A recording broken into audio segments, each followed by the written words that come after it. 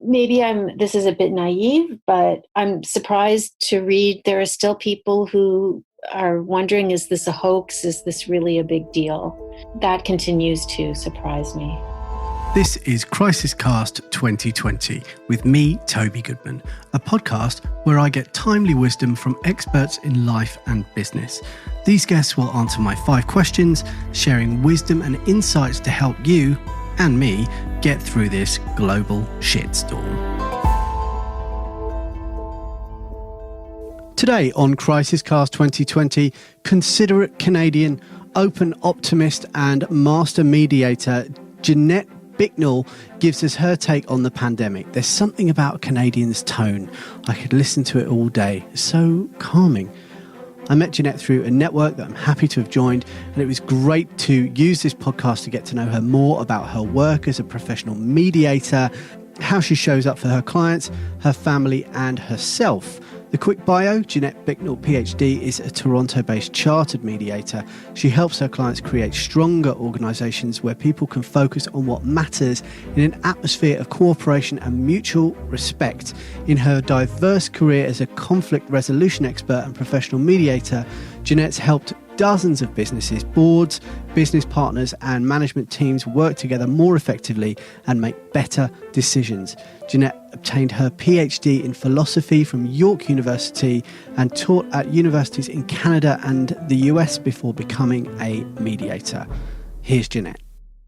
Before we start the show, I have something for you if you identify as pod curious.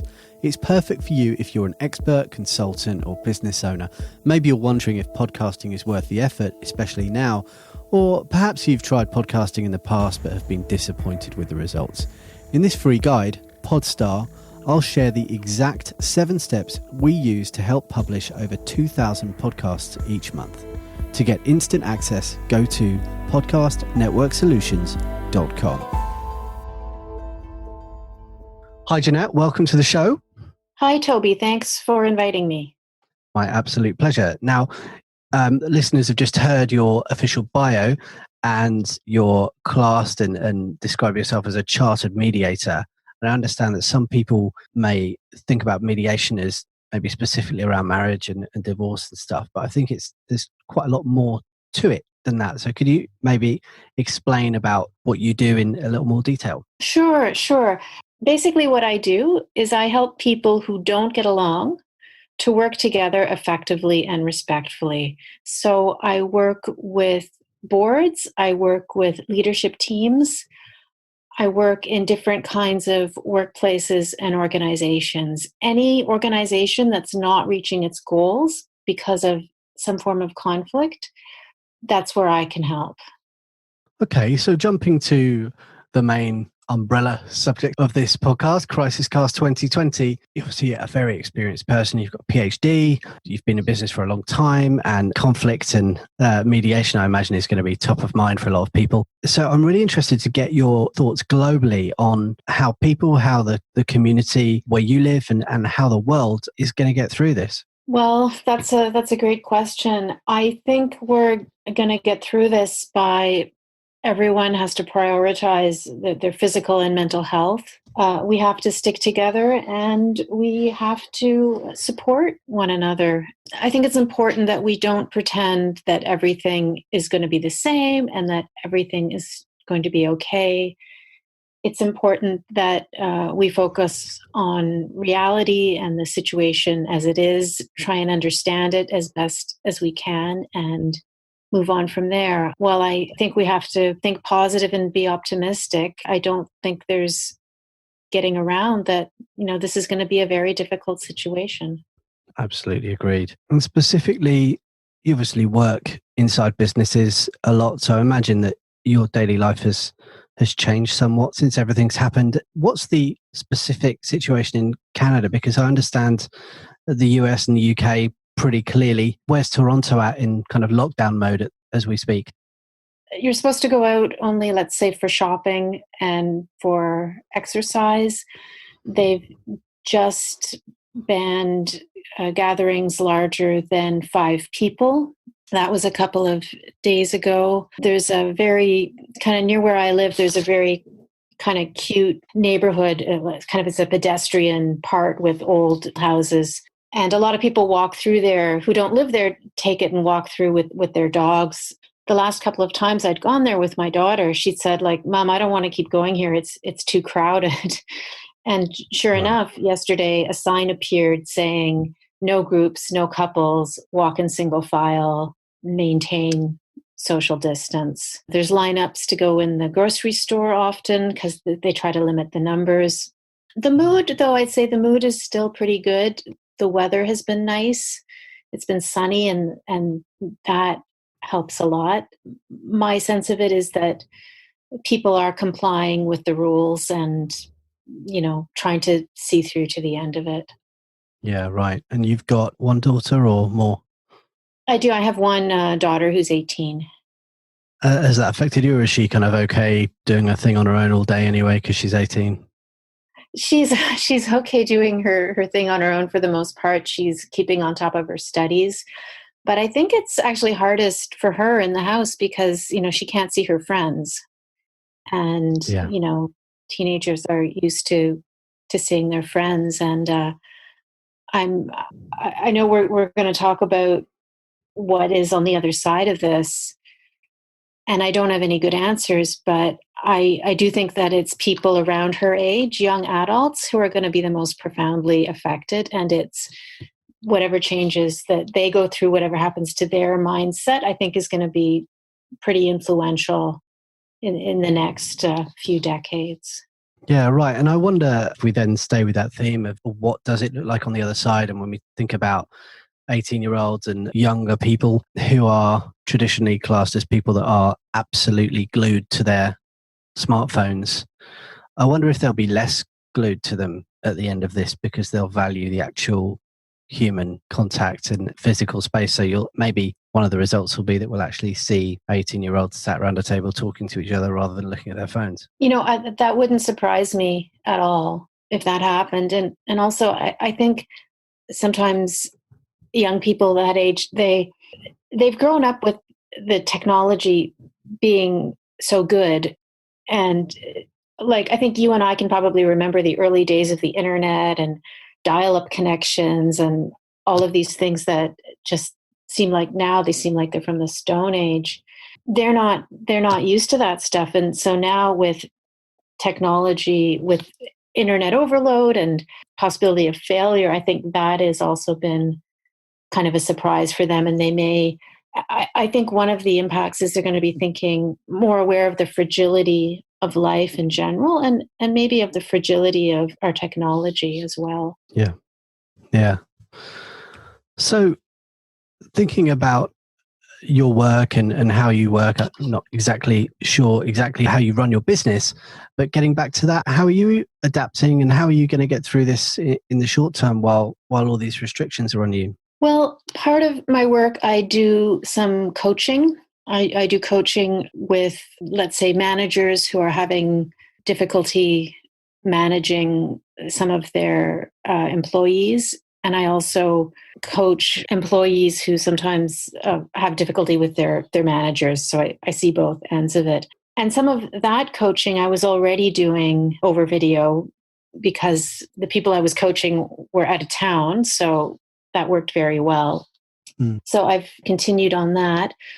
I may try and do some more of that. The two-party, kind of classic two-party mediation, some of it is going online, especially what I would call civil mediation, which is people who are heading to court. And I've seen some of my clients who I do that for, some of them want to get it done and want to move to video, and others have just postponed and said, let's wait till we can meet in person.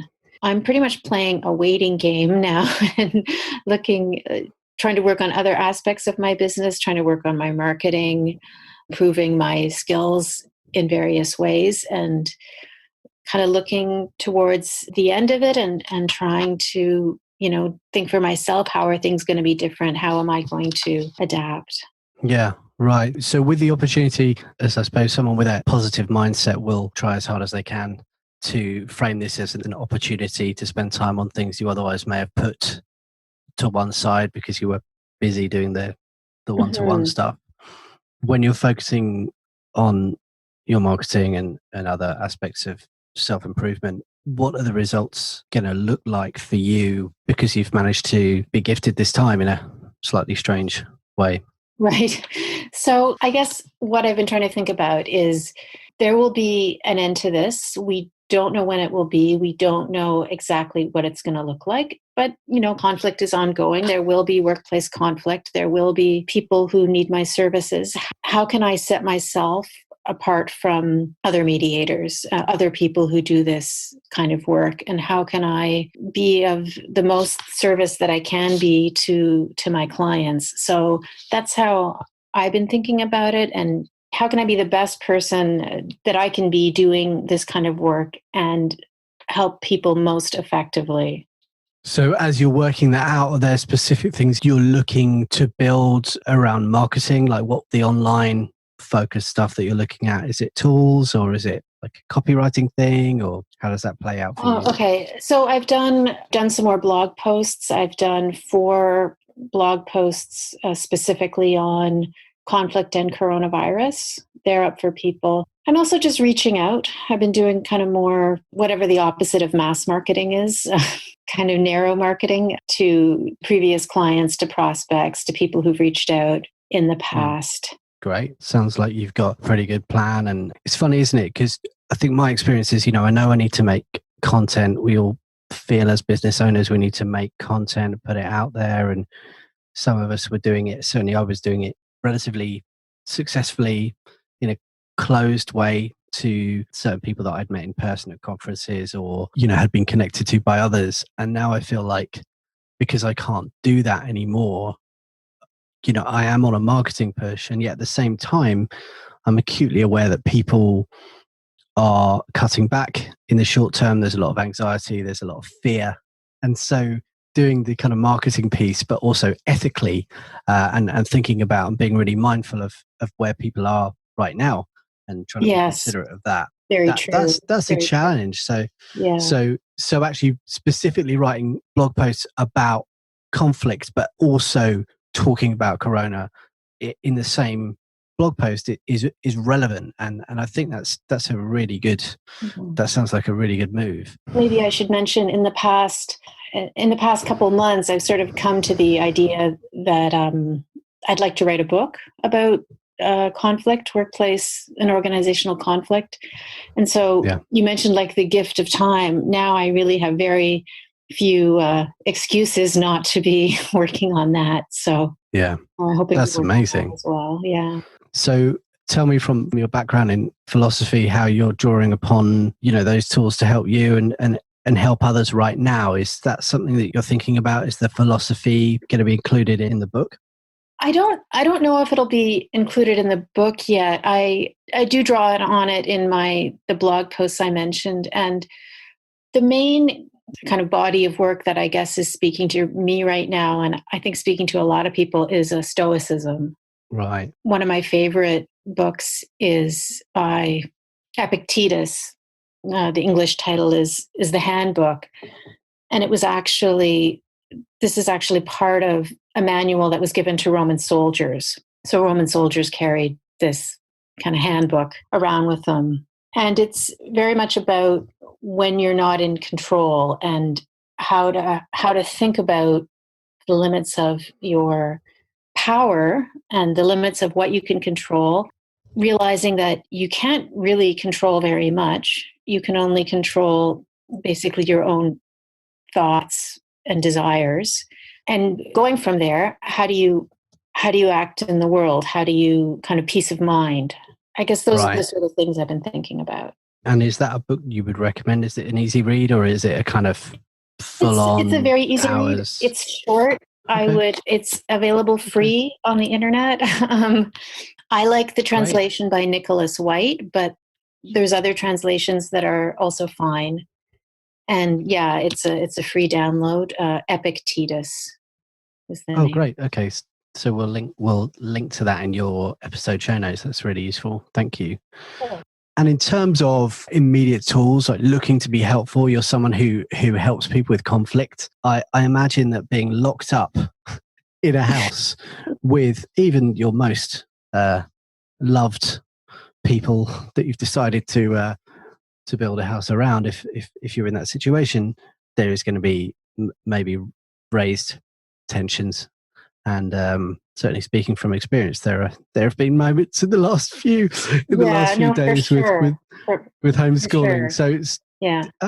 You have an amazing video, which I'm going to link to as well, that you sent me. What would be your initial advice on how to kind of deal with conflict that arrives in a lockdown household? I think the best thing I can say is realize you can't control other people. Other people are at the top of the list of things you can't control. So, just be at peace with that. Connect with your own values and what's really important to you. And, ask yourself, is this, whatever incident has come up, is this something that is worth fighting for? Is this worth fighting about? Or is this something I'm just going to shrug my shoulders, move on to the next thing? Is this something that is going to pass over in a couple of minutes? And hopefully it is. Obviously, this is not going to work for, let's say, if there are parents who have very strong disagreements about their children and the impact, what health precautions they should be taking for their children. If people have very different values, I'm certainly not going to tell them to shrug it off and move on to the next thing. But that's a different conversation. Yeah, and I think that's still hugely valuable advice, because you would imagine that most people who've shacked up together and had a family do have essentially the same values. You would hope that that is a thing. On one hand, in your video, you're talking about dealing with a conflict with someone who's basically being a little bit messy and untidy and not doing the dishes or whatever it might be. Mm-hmm. And that stuff is totally valuable and relevant to this when you're talking about how specific strategies of how you should home educate and homeschool kids. This isn't a problem I ever had until last week, and essentially we just had to have a meeting about it and say, this is how we're going to deal with this. And remember, we're not teachers professionally. Mm-hmm. I've been teaching in the past, but I'm certainly not a teacher of three, a 3-year-old and a 6-year-old. I've never taught those. I'm used to being their father, but and equally, we're in a house and they're kind of in a class together, right? They're brothers. They're in a class together. We have to find stuff that's age appropriate, but all of the stuff that I think the whole world is probably experiencing if they have more than one kid, and maybe just to give ourselves a little bit of a break and realize we're not teachers. And it's tough. I mean, having taught classes of university level people, I would also say that my experience is that it takes much longer to teach a class of 20 people a thing, because there's 20 of them. Yeah. and so we're getting a fair bit done early in the morning while their energy's up. Feels like maybe they race through that stuff, but I think when you take into account, when we're talking about 3-year-olds and 6-year-olds, the stuff that goes on in classrooms, and none of that's going on, Mm-hmm. So certainly it's really good. I'm going to encourage people to watch the video about the intent and impact. Yeah, awesome video. Let's encourage people to go there. Now, tell me, since this has all happened, we've spoken about your experience locally in your community. Since this has all happened, I guess we've all got two lives. We've got the one that we live physically in the world with our families and in our local community, and we also have this online world we all live in. What's impressed you? What's surprised you since this has all happened? I guess one thing that has surprised me is how quickly this went from, could this just be an inconvenience? Will I have to cancel, this trip? I had several trips planned in the spring, 4 of them. And, at first I'm thinking, like that trip in March, I'll probably, will I have to cancel that? Of course I've had to cancel all of them. So, and it seemed to go over, it seemed to be just like a few days between how much of an inconvenience is this going to be to, okay, you stop, everything has changed, just reorient yourself. So that was surprising. It also surprised me how many business people were able to just take this in stride and and pivot and change. And I so admire them. I so admire people who can do that. That's not really me. I'm more of I feel I need to take my time and think things through, but I'm hugely impressed by the number of people who just were able to almost, it seems, turn on a dime, understand the situation and deal with it and be able to give back in such a profound way to the community as well. Maybe this is a bit naive, but I'm surprised to read there are still people who are wondering, is this a hoax? Is this really a big deal? That continues to surprise me. Yeah, it's certainly, if it is a hoax, I'm fooled. It was a strange April Fool's Day. No one seemed to be really interested in that this year. Yeah. Is that it? But yeah, I think some people have really shown up, and I'm really happy to see that. It's okay to take a while to process this because it's nuts. Like this is just like, I don't want to kind of be caught out using buzzwords, but I don't think none of us have ever seen anything like this before. And all being well, we won't ever again. But yes, I'm just really hoping to take something from it. Yeah, including, just getting some more skills that like you make. Well, it'd be nice to do that one day. Well, now's our chance. So it's funny you mentioned that. None of us have ever seen something like this. When the lockdowns first started and my daughter's university was closed, she said to us, "I've never been through a pandemic before." And I said, well, my goodness, like, how many do you think I've lived through? Like, this is different. Like, this is new to all of us, where none of us has like a playbook for this. Yeah. And that's worth remembering in the anxious times.